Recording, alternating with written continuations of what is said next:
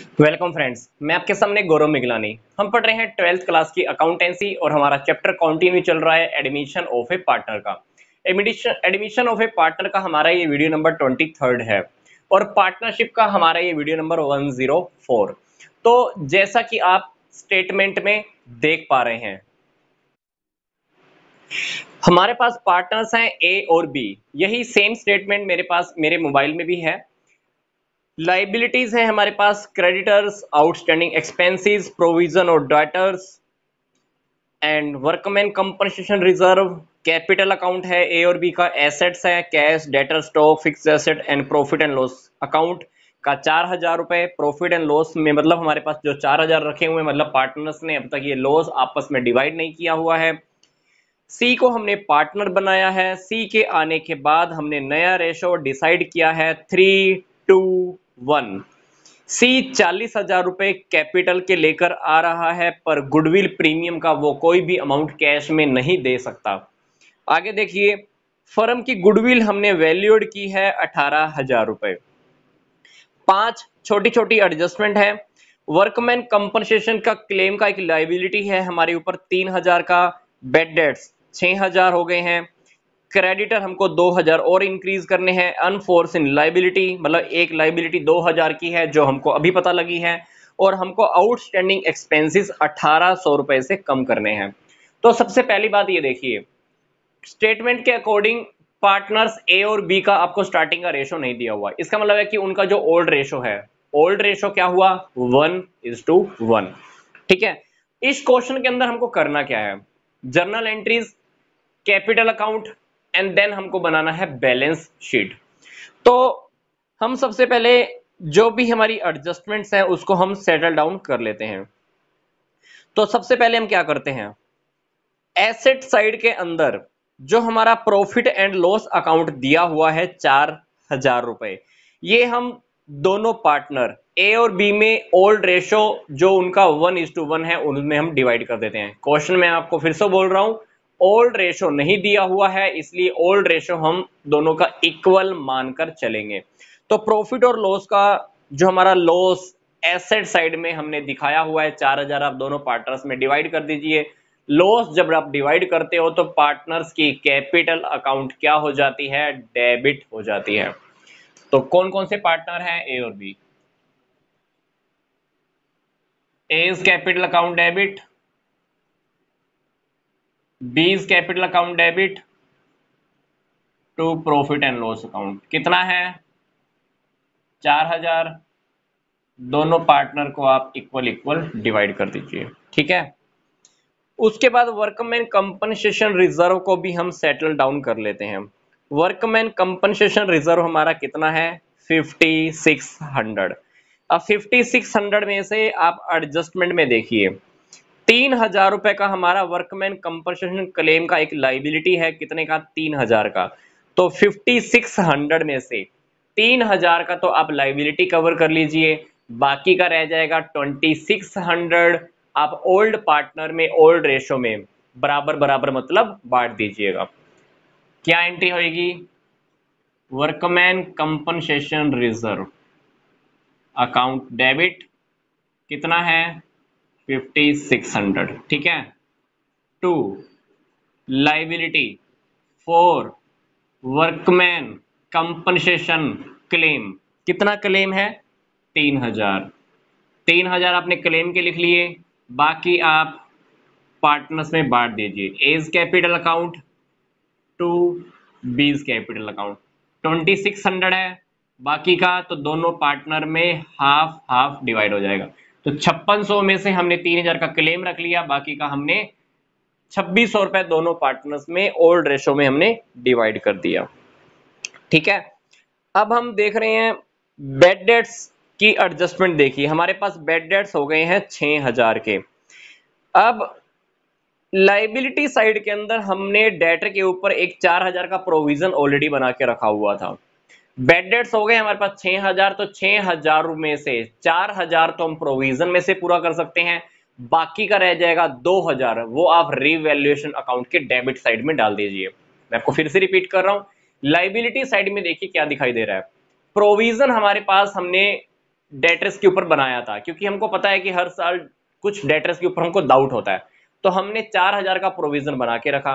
अब हमको एडजस्टमेंट में पता चल रहा है कि हमारे जो डूबत ऋण है, जो हमारा पैसा डूब गया है, कितना डूब गया है 6000, तो 6000 हमारा डूब गया है, 4000 तो हमने पहले से बचा के रखे ही हुए हैं, तो 4000 आप वहां से पूरा कर लीजिए, बाकी का 2000 का लॉस आप क्या करना, रीवैल्यूएशन अकाउंट के डेबिट में डाल देना। तो डेटर्स हमने अल्टीमेटली 6000 कम करने हैं, ठीक है। तो आप डेटर्स को क्या कीजिए, एक बार क्रेडिट कर दीजिए। डेटर्स हमारे 6000 से कम हो गए, तो ये 6000 जो हमारे डूबे हैं, किस कहां से कवर करेंगे? पहला तो है provision, provision for bad and doubtful debts, 4000 आप वहां से पूरा कर लो, बाकी रीवैल्यूएशन अकाउंट में आप डाल दो, कितना, 2000 रुपए। तो हमारा ये बैड डेट्स का मतलब ये होता है कि डेटर्स में से कुछ पैसा हमारा डूब गया, तो 6000 उन्होंने बैड डेट्स बोला, इसलिए मैंने डेटर 6000 से कम कर दिया, ठीक है। क्योंकि कभी कभी क्वेश्चन में आपको सीधा नहीं बोलेगा कि डेटर आपको 6000 कम करने हैं, उसने क्या बोला, बैड डेट्स, बैड डेट्स बोला, तो हमने 4000 यहां से पूरे कर लिए, 2000 रिवैल्यूएशन से, 6000 में डेटर्स कम हो गए, मतलब ये बैड डेट्स वाली ही एडजस्टमेंट है। आगे देखिए, क्रेडिटर्स हमको 2000 और इंक्रीज करने हैं, कहां पे लिखोगे, रीवैल्यूएशन अकाउंट की डेबिट साइड में, रीवैल्यूएशन अकाउंट डेबिट, कितना, 2000 और 2 क्रेडिटर्स, ठीक है। एक हमारे पास अनफोर्सिन लाइबिलिटी है, एक लाइबिलिटी ऐसी है जो अब हमको पता चली है, कितनी है, 2000 रुपए। तो जब आपको अनरिकॉर्डेड लाइबिलिटी का पता लगता है या अनफोर्सिन लाइबिलिटी का पता लगता है, ये भी आप कहां लिखते हो, रीवैल्यूएशन अकाउंट की डेबिट साइड में, कितना अमाउंट लिखना है, 2000। तो हम क्या करते हैं, रीवैल्यूएशन अकाउंट के अंदर हम यहाँ पे क्या कर देते हैं, 4000 कर देते हैं, ठीक है। 2000 तो क्रेडिटर का था, अभी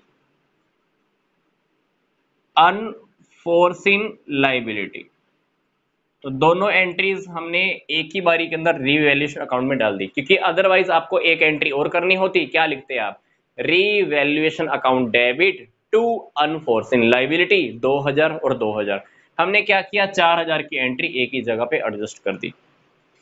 इसके बाद देखिए, आउटस्टैंडिंग एक्सपेंसेस हमको 1800 रुपए से कम करने हैं।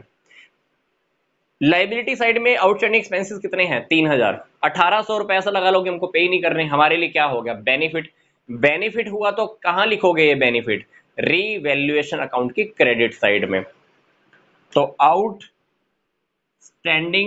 Expenses debit, outstanding expenses account debit, कितना, 1800 रुपए टू रीवैल्यूएशन अकाउंट, ये आपने क्या किया, 1800 रुपए से हमारी एंट्री हो गई, ठीक है। तो रीवैल्यूएशन अकाउंट से लेकर हमारी सारी एडजस्टमेंट हो चुकी हैं। अब हमको क्या करना है, सी का कैपिटल लाने का अमाउंट और गुडविल प्रीमियम का अमाउंट का एडजस्टमेंट करना है। पहली बात देखिए ध्यान से, गुडविल का वो अमाउंट कैश में नहीं लेकर आया, पर हम ये तो पता लगा लेना कि गुडविल का पैसा कितना बनता था उसका। पूरी फर्म की गुडविल देखो कितनी है, 18,000 रुपए, पूरी फर्म की गुडविल कितनी है, 18,000 रुपए।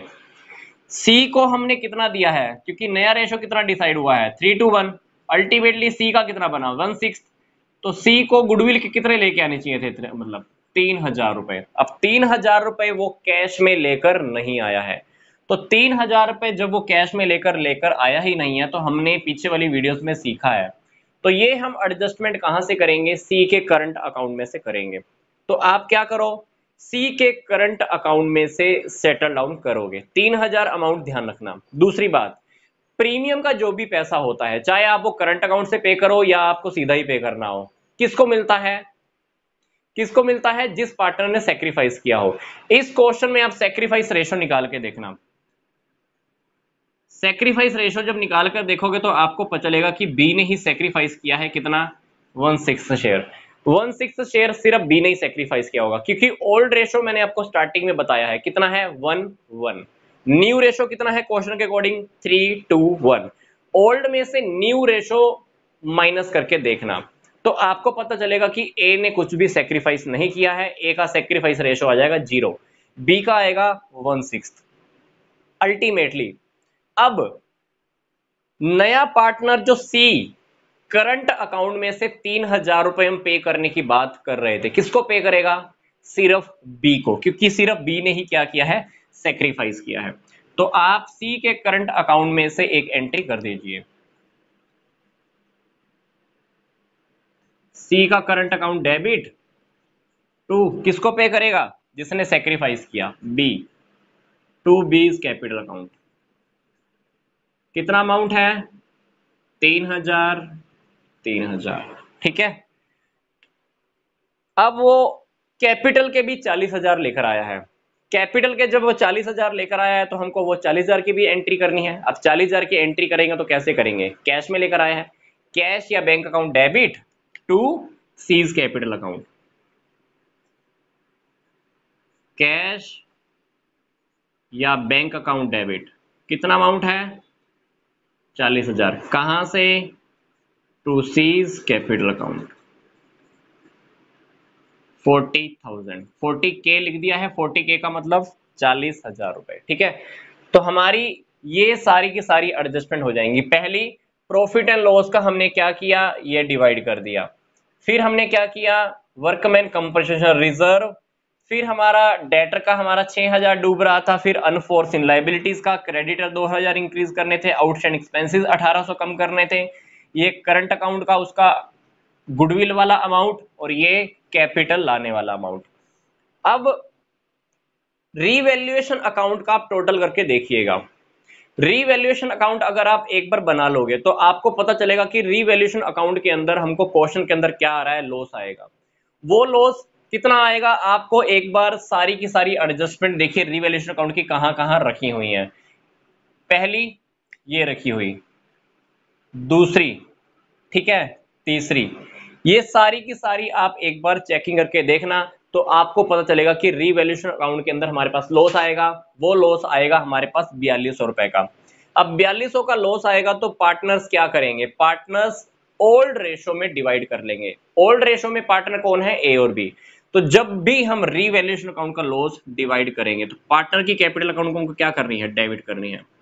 तो ए का कैपिटल अकाउंट डेबिट, बी का कैपिटल अकाउंट भी डेबिट टू रीवैल्यूएशन अकाउंट। 4,200 का आपका लॉस आने वाला है। आप अकाउंट बनाकर चेक कीजिएगा। इस क्वेश्चन के अकॉर्डिंग हमको सिर्फ जर्नल एंट्रीज करनी थी, रीवैल्यूएशन अकाउंट नहीं बनाना था, इसलिए मैंने आपको सीधा ही अमाउंट फिगर बता दिया है, ठीक है। तो हमने रीवैल्यूएशन अकाउंट का लॉस ए की कैपिटल में भी ट्रांसफर कर दिया, बी की कैपिटल में भी ट्रांसफर कर दिया। 2100 क्यों दिया? क्योंकि दोनों पार्टनरों का रेशो हमको स्टार्टिंग में नहीं दिया हुआ था, इसलिए हम बाय डिफॉल्ट ये मानकर चल रहे हैं कि उनका जो रेशो है वो 1:1 है। अब हमको क्या करना है? पार्टनर्स का कैपिटल अकाउंट रेडी करना है। तो कैपिटल अकाउंट आप देखिए, स्टार्टिंग में कैपिटल ए और बी की कितनी रखी हुई है?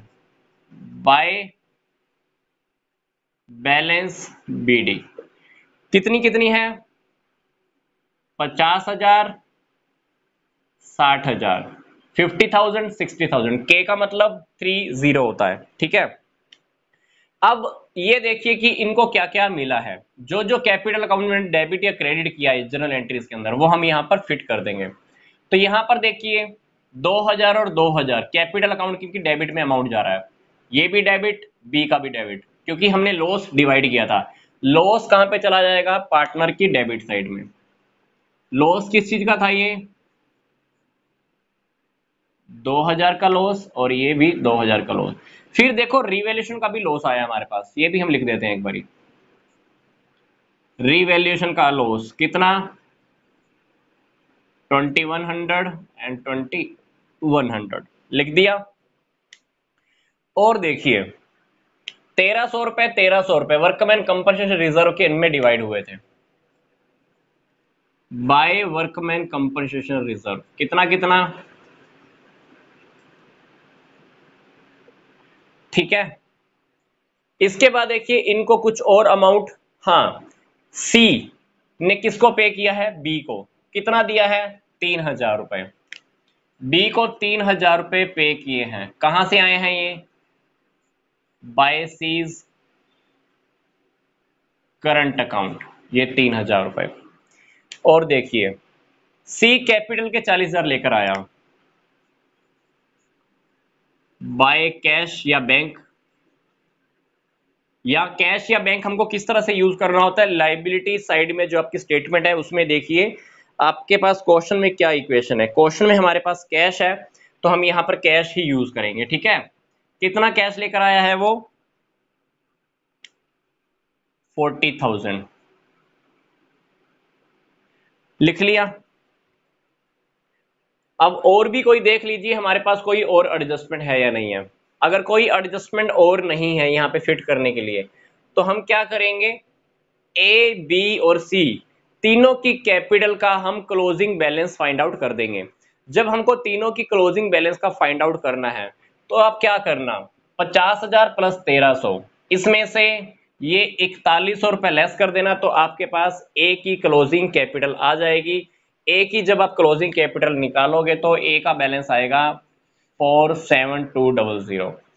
बी का चेक कर लेना, 60,000 प्लस 1,300 प्लस 3,000, बी का डेबिट 4100 रुपये माइनस कर देना तो बी का आ जाएगा 60,200 रुपये।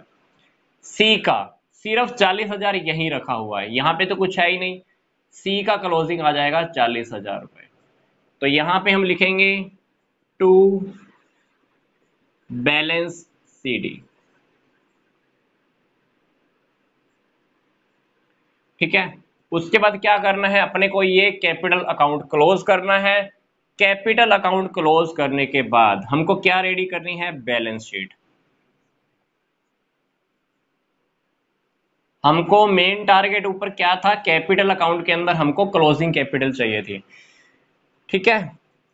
अभी लाइबिलिटी साइड के अंदर देखते हैं। स्टेटमेंट में देखिए लाइबिलिटी साइड के अंदर हमारे पास क्रेडिटर थे 30,000 रुपए और हमारे क्रेडिटर हमने एडजस्टमेंट के अकॉर्डिंग 2,000 इंक्रीज भी किए हैं। तो अल्टीमेटली हमको क्रेडिटर सब कितने लिखने हैं, 30,000 पहले थे, 2,000 और आ गए, 32,000 रुपए।